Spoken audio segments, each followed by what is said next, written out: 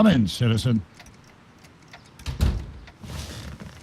Martin McFly, age 18, resident of Sector L, Father George, Mother Lorraine, president of the Junior Brown Brigade, recipient of a full-ride scholarship to Strickland College, winner of the Courthouse Challenge to Portman Award, 0 demerits until this morning. The obvious question, Mr. McFly, is, what happened to you?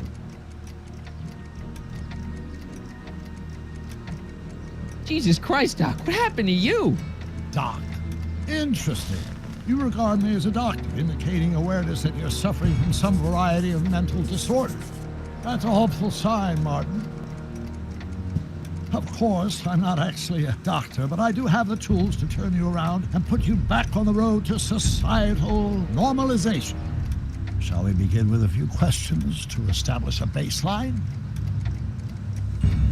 Whatever. Let's get through this nonsense so I can set you straight.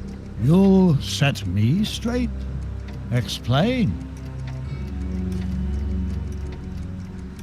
This whole crazy world you've created, it's totally mental. There's all these stupid rules and everybody's acting all weird. My dad's turned into this creepy snoop.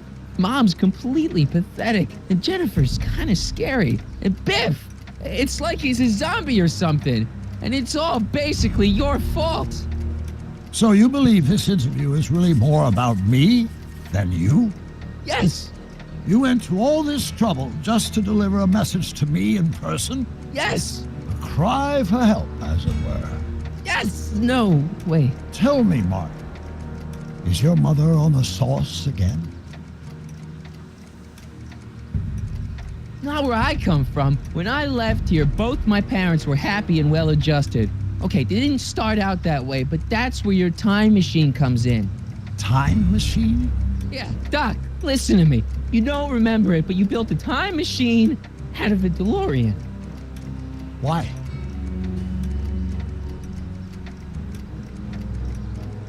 Well, just for the hell of it, I guess. Plus, the steel frame of the DeLorean dispersal, I don't know. It was important for some reason. Fascinating. Yes, it is fascinating. It's amazing. It's incredible. But you don't know it because you've never invented it. You're not the real Doc Brown. You gotta believe me. And this is because? Everything got screwed up when I went back in time to 1931. Sounds like this time machine is a very impractical and dangerous invention. No, I mean, yes. What I mean is it's messed up a lot of things, but first, it made a lot of things better. Like my mom and my dad. It was only thanks to your time machine that they ever became successful and happy. So they're happy. But they're not, because you summoned me back in time and somehow your timeline got messed up and everybody else is along with it. I see. No, you don't. Think back. Don't you remember me? We knew each other when you were 18. I'm Michael Corleone. Incredible. This case is more serious than I'd imagined. The boy has fabricated an alternate reality.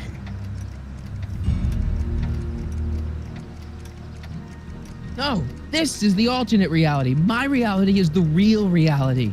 Calm down, Martin. I'm not blaming you for anything. The failure is ours, not yours.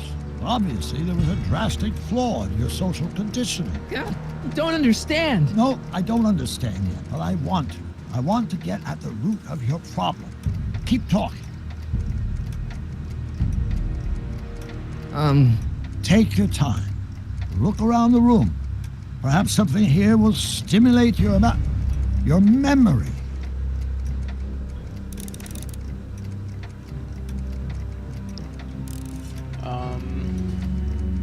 I can't tell if it's a guy celebrating a touchdown or chained up in a gulag.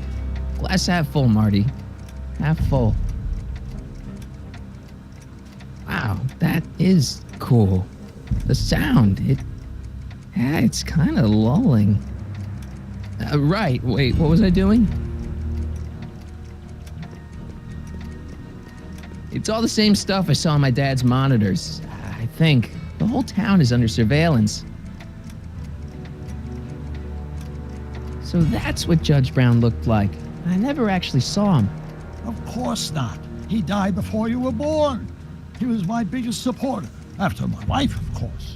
That's a switch. Last time I saw your younger self, you and your dad had just had a big falling out over your decision to become an inventor instead of a lawyer.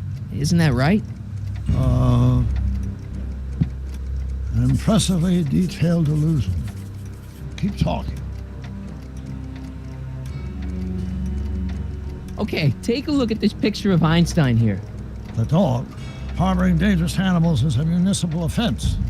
Yeah, they told me, but you harbored this very same animal once, a long time ago. Remember the test run of your rocket car? Einstein landed on the roof of the courthouse. I do recall something of the sort, but naturally it couldn't have been the same dog. There wasn't anything natural about it. Einstein's a time traveler too, thanks to your invention. Bizarre fantasy life. Go on, proceed.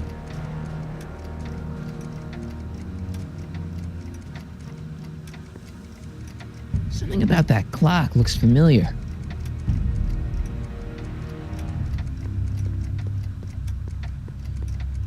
What about a fish tank? Hey, this is your fish tank. Yes, that is my fish tank. It looks much better without all the bacteria. What? Edna just had it cleaned. Yeah, but in 1931 it was full of bacteria that we used to make rocket fuel. Remember? Stop trying to confuse me! My whole life has been dedicated to the practical use of technology to shape a more efficient, orderly society. Ask anyone. It's a fact. Go look it up. You know better, right? Emmett? Wrong. Do you see this picture? I keep it close by me to remind me of the moment when my life's course became clear. August 25th, 1931. The day I single-handedly captured Kit Tannen, the scourge of Hill Valley. Single-handedly? And not incidentally the day I caught the eye of Edna Strickland, my scientific muse and the love of my life. Take a look. What you see there is a young man who understands his destiny. That's not what I see. What do you see?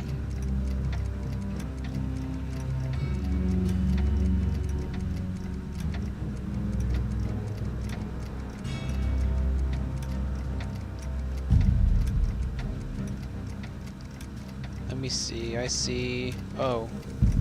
Could that be? I think it is. What? It's me and you, the other you. It is me. And you.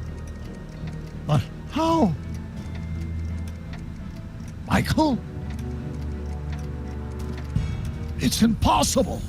No, it's science. Your science, Doc. In this other world, the one you say you come from, am I happy there? Very happy. You've got two great sons. Sons? Yes, and a fantastic wife. Not Edna? Not even remotely. And your invention. Jeez, Doc, you can go anywhere you want to. Anywhere in time. You're the luckiest guy in the universe. And what about Hill Valley? Hill Valley? You know it's got problems. A little bit of urban decay here, a little bit of crime there. It's a normal city. People are happy, mostly. And even when they're miserable, they're not miserable like they are in your Hill Valley. Stop! There are no miserable people in my Hill Valley.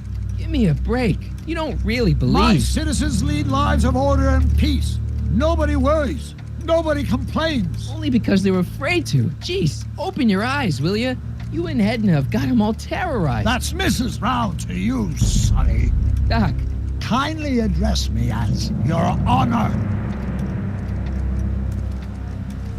We worked for over 50 years, my wife and I. Every waking moment devoted to ridding Hill Valley of vice and disorder.